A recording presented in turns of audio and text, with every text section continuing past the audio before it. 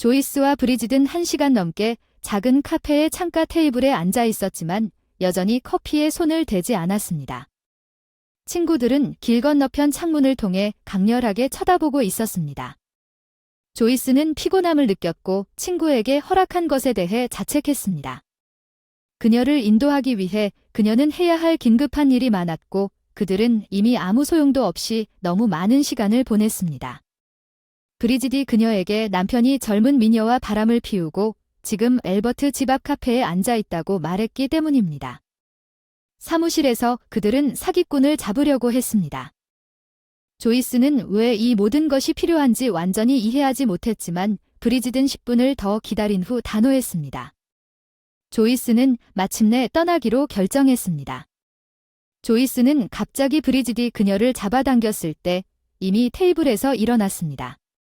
엘버트 조이스의 남편은 미니스커트를 입은 멋진 검은 머리의 젊은 여성과 함께 사무실 건물을 걸어나가고 있었습니다.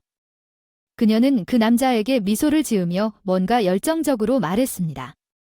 엘버트 조이스의 남편이 차 문을 열었습니다. 그녀와 산뜻한 광택으로 빛나는 고급스러운 검은색 세단이 부부를 알 수 없는 방향으로 몰아냈습니다. 브리짓은 기뻐했습니다. 여자는 마침내 친구의 눈을 뜰 수 있어서 기뻤지만 브리짓의 격려적인 말에도 불구하고 조이스는 즐겁지 않았습니다. 조이스는 정신이 나갔고 눈이 충혈되었습니다. 그녀는 눈물을 흘리며 더 이상 거기 머물고 싶지 않았고 예약된 작별 인사를 한 후 서둘러 떠났습니다. 조이스는 추위에 떨며 거리로 나갔습니다. 찬 가을 바람이 그녀를 뼛속까지 차게 만들었고 도중에 그녀는 코트의 칼라를 더 꽉 끌어당겼습니다. 집에서 택시를 탔을 때 그 여자는 눈물을 참으려고 애썼지만 믿을 수 없을 만큼 뺨을 타고 흘러내렸다. 최근의 일을 머릿속으로 되새기며 지인에게서 수없이 들었던 이야기를 한순간 내 행복을 잃는 것이 얼마나 쉬운 일인지 생각했다. 바람난 이혼과 스캔들 그리고 그녀는 자신이 그런 상황에 처하게 될 것이라고 결코 생각하지 못했습니다. 엘버트는 세상에서 그녀와 가장 가까운 사람이었고 그녀에게 질투할 이유를 한 번도 준 적이 없는 최고의 남자 조이스는 항상 놀랐습니다. 운이 좋게도 그녀는 고아원에서 자랐습니다. 그녀는 인생을 살아가고 학교에서 스스로 모든 것을 성취할 수 있었습니다. 소녀는 수학에 대한 분명한 재능을 발견했지만 다른 사람들은 분수를 더하는데 어려움을 겪었습니다. 그녀는 쉽게 큰 숫자를 곱하고 나누고 풀었습니다. 복잡한 로그 문제 당연히 그녀는 즉시 대학에 진학했고 졸업 후 우등으로 졸업했습니다. 그녀는 명문 회사의 분석가로 취직했고 곧 미래의 남편을 만났습니다. 조이스는 부유한 부모의 아들이 그곳에서 발견한 잘생긴 엘버트가 무엇인지 아직도 이해하지 못했습니다. 그러나 1년 동안 데이트를 한 후 그는 그녀에게 결혼해달라고 요청했습니다. 물론 그의 부모는 아들이 고아원에서 자란 여자와 결합하는 것을 반대했습니다. 그의 어머니는 심지어 아들에게 조이스라고 말하면서 결혼을 말리려고 했습니다. 그와 함께 아기를 갖고 싶었고 그의 비용으로 평생 부주의하게 살고 싶었지만 엘버트는 어머니의 말을 듣지 않았고 결혼식이 열렸고 모든 것에도 불구하고 젊은 부부는 행복했습니다. 결혼 10년 후에 엘버트의 어머니의 예측은 이루어지지 않았습니다.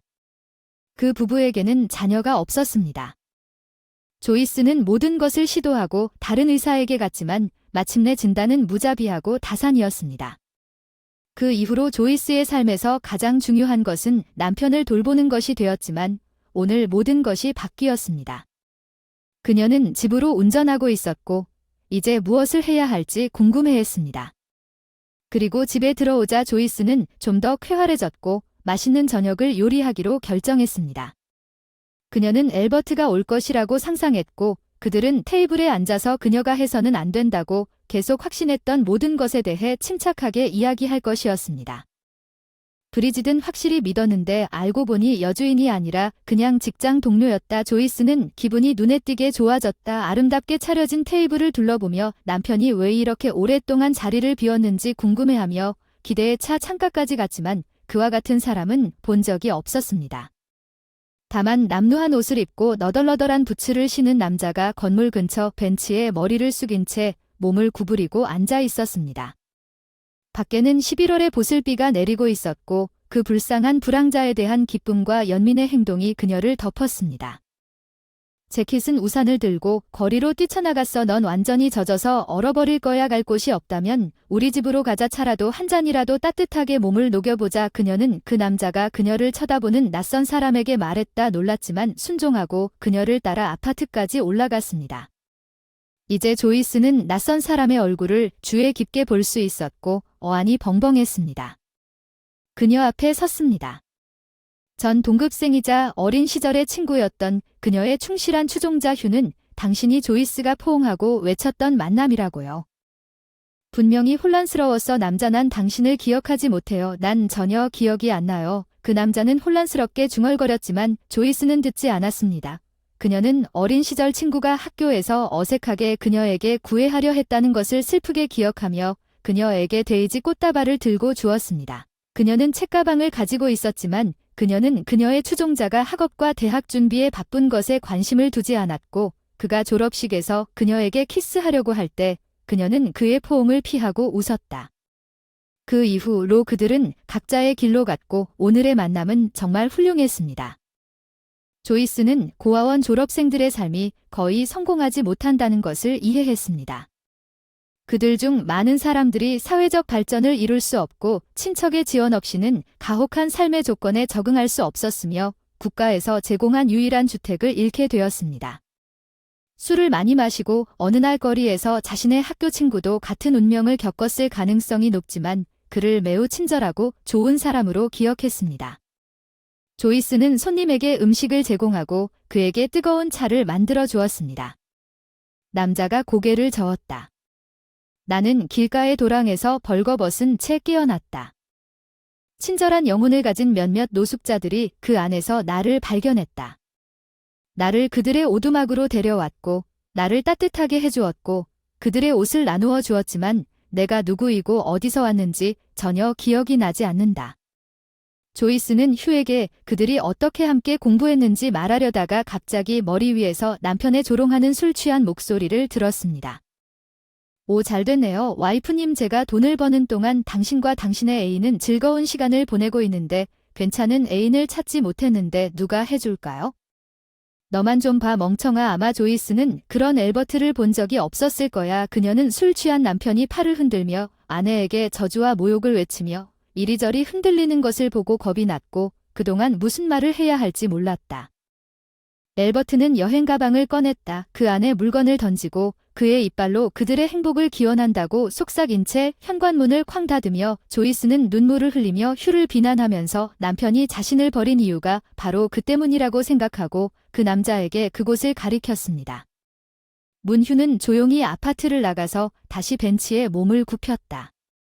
조이스가 조금 진정되자 그녀는 자신의 행동이 미친 듯이 부끄러워졌다. 자신이 그를 초대했기 때문이다. 그리고는 분노한 듯 그 남자에게 달려들어 그를 내쫓았다. 그녀는 다시 밖으로 나갔다.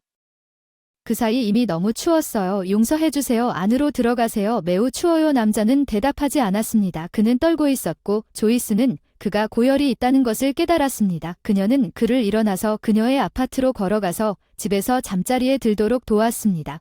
조이스가 그의 체온을 확인했을 때 그녀는 겁에 질려 그의 생명에 대한 두려움이 생겼습니다. 휴는 열이 난 선망 속에서 덜거덕거리고 있었습니다. 조이스는 밤새 그의 침대 옆에 앉아 절망 속에 찜질을 갈아주고 그에게 약을 주려고 노력했습니다. 그녀는 그 남자의 손을 잡고 4일 동안 기도하기 시작했습니다. 지나갔고 그동안 그녀는 한 걸음도 물러서지 않고 마침내 휴는 눈을 뜨고 자신에게 기대어 있는 여자를 바라보며 기쁨으로 속삭였습니다.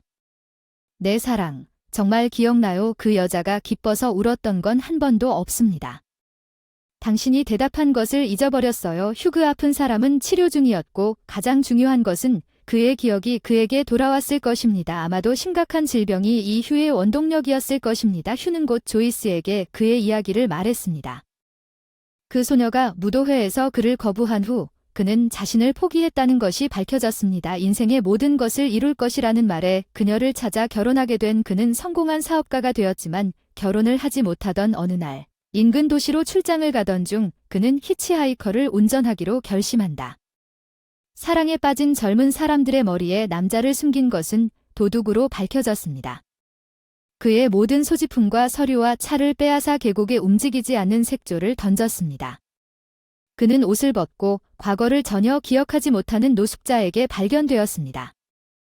인생이지만 그는 불황자들과 함께 살고 싶지 않았습니다.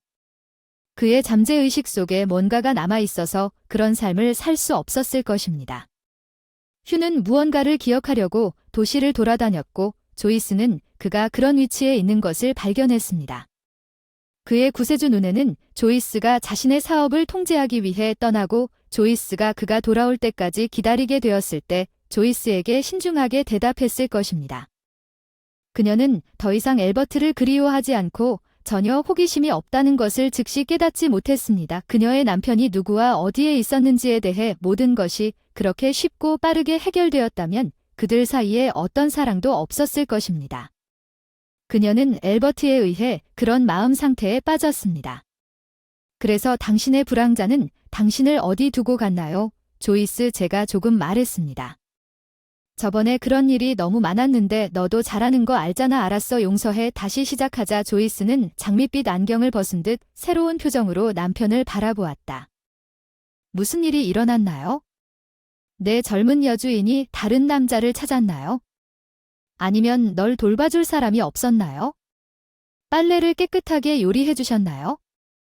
아니면 엄마가 이혼을 허락하지 않으셨을 수도 있어요. 아니야, 얘야. 잘 안 될 거야. 가버려. 알버트가 조이스를 향해 달려가서 화가 나서 그녀를 그네로 밀고 다시 휘둘렀습니다. 조이스는 겁에 질려 비명을 질렀지만 엘버트는 두 번째 타격을 가할 시간이 없었습니다. 그의 팔은 산호초 높이에 있는 아파트로 조용히 들어간 휴에게 가로막혔습니다. 휴는 알버트를 내던졌습니다.